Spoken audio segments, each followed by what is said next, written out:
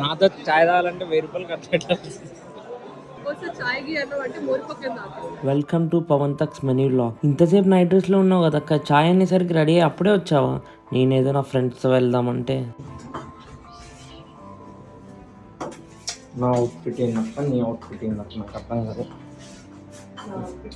ఒక simple T shirt with bathroom చెప్పాలి అక్కడ.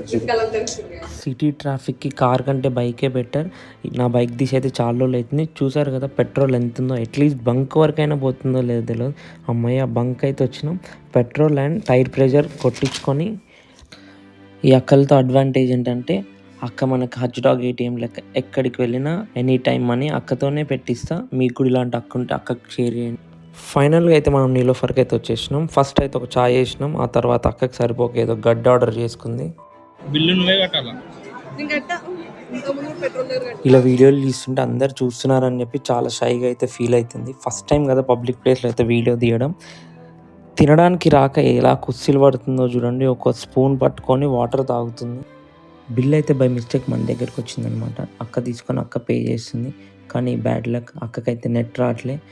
బట్ ఎవరైతే వెయిటర్ ఉన్నాడో సడన్గా బ్రో నేను వైఫై ప్రొవైడ్ చేస్తా అని చెప్పాడు. హైలైట్ కదా, వైఫై అక్కతోటే బిల్ అయితే పే చేయించి.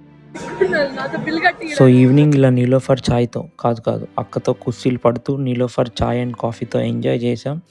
So we're back to our home. ఇంటికి రాగానే మొత్తం డస్టీ స్కిన్ మొత్తం.